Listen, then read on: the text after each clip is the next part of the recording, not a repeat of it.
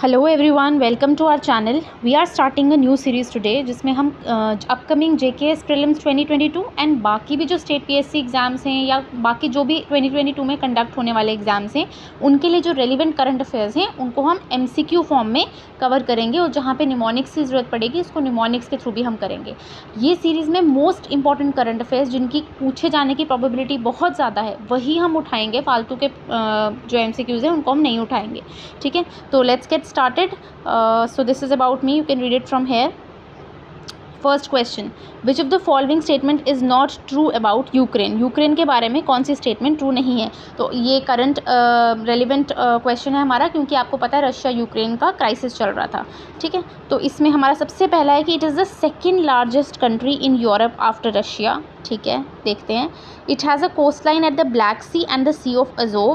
Capital city of Ukraine is Kiev and its border countries are namely Slovenia, Hungary, Poland, Romania, Belarus and Russia. ठीक है, तो इसमें ऐसे question जब होते हैं ना, मतलब जब आपको कुछ भी नहीं आता और आपको गेस करना हो, तो यूजुअली जैसे जो फैक्चुअल डेटा होता है ना, जैसे इसमें बॉर्डर कंट्रीज़ दी हुई हैं, तो जो एग्जामिनर पेपर सेट करेगा उसके लिए बड़ा आसान होगा इस ऑप्शन को गलत लिखना कि एक भी कंट्री का, जैसे स्लोवेनिया, यहाँ पे यही ऑप्शन यही D is the correct answer, क्योंकि स्लोवेनिया नहीं स्लोवाकिया। ठीक है, स्लोवेनिया नहीं स्लोवाकिया जो है वो उसको बॉर्डर करती है। तो आराम से ये इसने गलत लिख दिया, तो इसकी वजह से ये ऑप्शन गलत हो गया। तो ये ट्रिक तब अपनानी जब आपको कुछ भी आइडिया ना हो उस क्वेश्चन के बारे में। ठीक है, तो कैपिटल सिटी यूक्रेन की बिल्कुल कीव है। It has a coastline at the Black Sea and the Sea of Azov and second largest country है इन यूरोप आफ्टर रशिया। ठीक है, अब जैसे इस मैप में आप देख सकते हैं यूक्रेन हमारा ये हो गया, दिस इज़ द यूक्रेन। इसको बॉर्डर करने वाली कंट्री कौन सी है? ये हो गया हमारा रशिया, ये हो गया बेलारूस, ये हो गया पोलैंड, दिस इज़ स्लोवाकिया। ये है हमारा Hungary, this is Hungary, this is Romania, this is Moldova. ठीक है, और यहाँ पे ये हमारा ब्लैक सी है। ठीक है, एंड ये हमारा सी ऑफ ओजोव है, दिस इज़ सी ऑफ ओजोव। तो ये इसको बॉर्डर करता है। इसकी कैपिटल जो है हमने देखा कीव है। ठीक है, इसकी कैपिटल कीव है एंड ये इसकी बॉर्डर कंट्रीज़ हैं।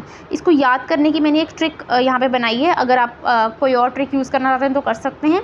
ठीक है, ये ट्रिक क्या है हमारी कि Hungary Russia slowly roaming around mall इन पॉर्श। ठीक है, पॉर्श में जो रशिया है, जो हंगरी रशिया को हमेशा भूख होती है पावर की, तो वो स्लोली जो है वो रोम कर रहा है अराउंड एक मॉल में, किस में? पॉर्श में बैठ के। ठीक है, तो हम बोल रहे हैं यार वाकई कितना बेला इंसान है, मतलब मॉल के आसपास अगर जाना है तो किसी अच्छी जगह जाए। तो ये एक हमारी ट्रिक हो गई। ठीक है, तो हंगरी रशिया, हंगरी एक कंट्री हो गई, रशिया एक कंट्री होगी, स्लोली से आपका स्लोवाकिया। अब यहाँ पे अगेन आपको कन्फ्यूजन हो सकती है कि स्लोवाकिया होगा या स्लोवेनिया होगा, तो उसी को सिंप्लीफाई करने के लिए मैंने यहाँ वाक्य लिखा है। रोमिंग अराउंड मॉल से आपका आ गया आपका मोल्दोवो, इन पॉर्श से आपका आ गया पोलैंड। ठीक है, एंड वाक्य मतलब अगर आपको याद रहे कि ये स्लोवाकिया है, स्लोवेनिया नहीं, इसलिए मैंने वाक्य लिखे। एंड कितना बेला है, मतलब बेलारूस, बेला से आ गया आपका बेलारूस। ठीक है, तो दिस इज़ द ट्रिक। तो ऐसी उटपटांग ट्रिक से ही आपको एग्जाम में याद रहता है चीज़ें, क्योंकि इतना कुछ होता है याद करने के लिए। अगर आप ट्रिक्स नहीं यूज़ करेंगे तो बहुत मुश्किल हो जाएगा। It is not humanly possible कि आप इतनी इन्फॉर्मेशन को मेमोराइज़ कर पाएँ। ठीक है, चलो ये क्वेश्चन हो गया। नेक्स्ट क्वेश्चन है हमारा अबाउट नाटो। तो नाटो भी, क्योंकि जब यूक्रेन रशिया क्राइसिस चल रहा था तो नाटो बहुत ज़्यादा न्यूज़ में था। ठीक है, तो consider the following statements about NATO. पहला है it is a military alliance of 28 European and 2 north American countries. ठीक है, it is established in 1971। Third है इसका headquarter is in Geneva, Switzerland. तो आप अटेम्प्ट करें और कमेंट करें नीचे आपने कौन सा ऑप्शन मार्क किया है। तो देखें, इसका हेडक्वार्टर जेनीवा स्विट्ज़रलैंड में नहीं है, इसका हेडक्वार्टर है ब्रुसेल्स, बेल्जियम। ठीक है, ये बिल्कुल 1971 में इस्टेब्लिश हुआ था। ये बिल्कुल मिलिट्री अलायंस है 28 European and 2 north American countries का। तो क्या आंसर हो गया इसका? थर्ड को आप करेक्ट बोलोगे, ये भी करेक्ट हो गया, करेक्ट पूछा ना, सॉरी थर्ड रॉन्ग हो गया, डी भी रॉन्ग हो गया, बच्चे आपके 1 एंड 2। तो इसका आंसर हो जाएगा बी, 1 एंड 2। ठीक है, NATO is a military alliance. तो ये नाटो जो है वो हमारा मिलिट्री अलायंस है जो नॉर्थ अटलांटिक ट्रीटी। तो आपसे ये भी पूछा जा सकता है, क्योंकि ये बहुत ज़्यादा न्यूज़ में था, तो आपको ऐसे क्वेश्चन भी पूछा जाता है। इनफैक्ट यूपीएससी ने भी काफ़ी बार ऐसे क्वेश्चन पूछा है। जब इजराइल पैलेस्टीन का कॉन्फ्लिक्ट था तो उन्होंने पूछा था कि 2 स्टेट सोल्यूशन जो है हमारा वो किससे रिलेटेड है। तो ऐसे क्वेश्चन यूपीएससी में भी पूछे जाते हैं। तो वॉशिंगटन ट्रीटी किससे रिलेटेड है? ठीक है, एक जो है हमारी इन्वायरमेंट वाली वॉशिंगटन ट्रीटी भी है, लेकिन एक ये वाली वॉशिंगटन ट्रीटी भी है।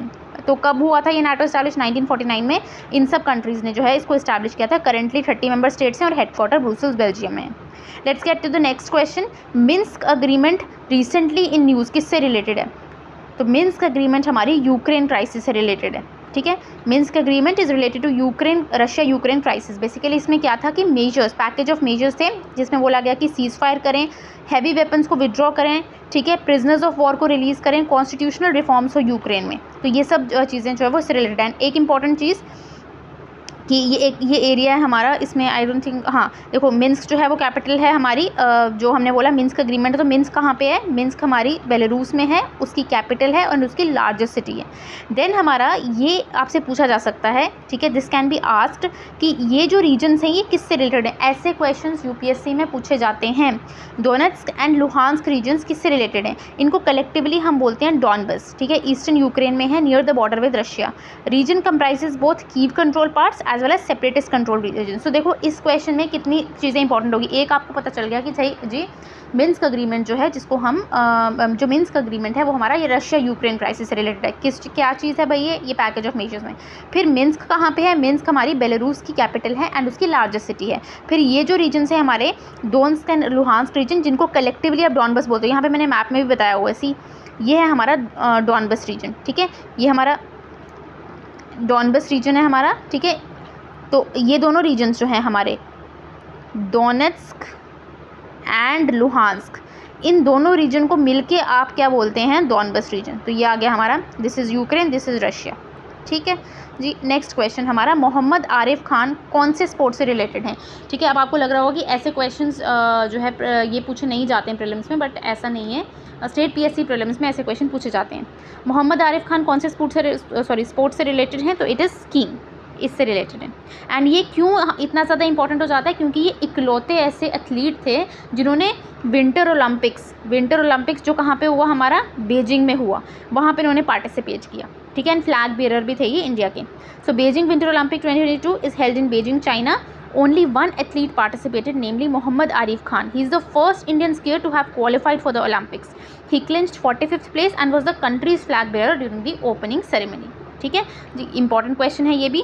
एशिया का सबसे बड़ा बायो सीएनजी प्लांट जो रिसेंटली नरेंद्र मोदी जी ने इनॉग्रेट किया था, वो कहाँ पे है? कहाँ पे इनॉग्रेट हुआ है? ए ग्वालियर, बी इंदौर, सी हैदराबाद, डी वाराणसी। तो ये हमारा इंदौर में बहुत सारी डेवलपमेंट्स होती हैं रिसेंटली, आप देखोगे, ठीक है। स्वच्छ भारत अभियान में भी ये सबसे पहले नंबर पे आते हैं। So Prime Minister Narendra Modi inaugurated Asia's largest bio-CNG plant in Indore district of Madhya Pradesh. Next question है हमारा, consider the following statement about recently launched satellite EOS-04. तो क्या ये radar imaging satellite है? क्या it can be used to capture images for agriculture, forestry, flood mapping, soil moisture and hydrology, and it is launched on the PSLV C-52. तो ये सारी information दी हुई है इस सैटेलाइट अर्थ ऑब्जर्वेशन, यूएस की क्या फुल फॉर्म है? अर्थ observation satellite, ठीक है। तो ये सारी की सारी इन्फॉर्मेशन आपकी करेक्ट है, तो it is all of the above, ठीक है। सो सबसे पहले हमारी रडार इमेजिंग सैटेलाइट होती क्या है? रडार इमेजिंग सैटेलाइट होती क्या है? तो ये जो सैटेलाइट्स होती हैं हमारी, ये ऑल वेदर सर्विलेंस प्रोवाइड करती हैं using synthetic aperture radar. Synthetic aperture radar क्या होता है? जो आपका 2D और 3D इमेजेस क्रिएट करता है, ठीक है।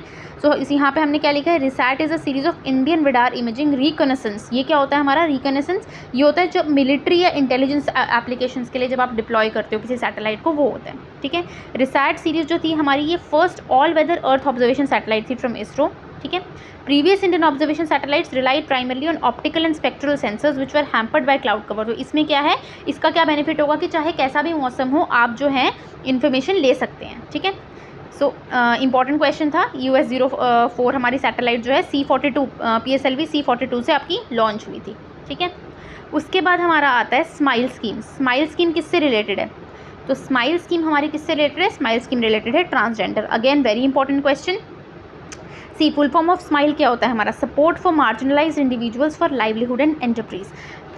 इसकी फुल फॉर्म क्या है वो इंपॉर्टेंट है, ठीक है। इसकी फुल फॉर्म क्या है वो इंपॉर्टेंट है। किसने लॉन्च किया? Ministry of social justice and empowerment, ये इंपॉर्टेंट है। टोटल बजट क्या था? 365 करोड़, ये इंपॉर्टेंट है। एंड इसका एम क्या है? इसका एम है कि ये वेलफेयर मेजर्स प्रोवाइड करता है ट्रांसजेंडर कम्युनिटी को एंड जो बेगिंग में इन्वॉल्व हैं उनको, ठीक है। ये उनको नेसेसरी लीगल प्रोटेक्शन, रहने की जगह, social security, promise to the secured life to the targeted group. तो ये इंपॉर्टेंट हो जाता है कि स्माइल की फुल फॉर्म क्या है, किससे रिलेटेड है, दो लोगों से रिलेटेड है, दो चीज़ों से, दो नीशेस कवर करता है ये। एक हो गया हमारा ट्रांसजेंडर्स एंड एक हो गया हमारा बेगिंग, ठीक है।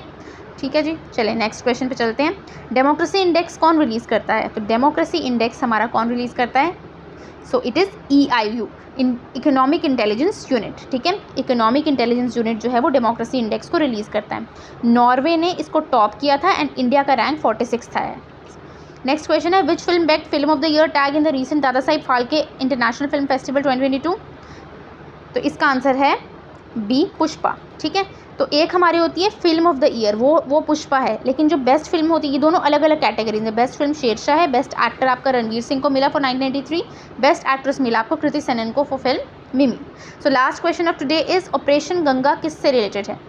ऑपरेशन गंगा आपकी यूक्रेन से रिलेटेड है। सो यूक्रेन न्यूज़ में था, उससे रिलेटेड हमने 3-4 MCQs कवर कर दिए हैं, ठीक है। तो वो आपको एक ब्रॉड कवरेज देगा।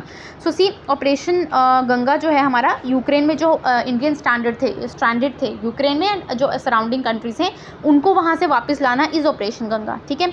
वैसे ही हमारा देव शक्ति जो था, ऑपरेशन देव शक्ति अफ़गानिस्तान से लाने की बात, अफ़गानिस्तान से अपने इंडियंस को इवैक्यूएट करने के लिए था। ऑपरेशन राहत जो 2015 में यमन में क्राइसिस हुआ था वहाँ से लाने के लिए था, ठीक है। So that's all for today.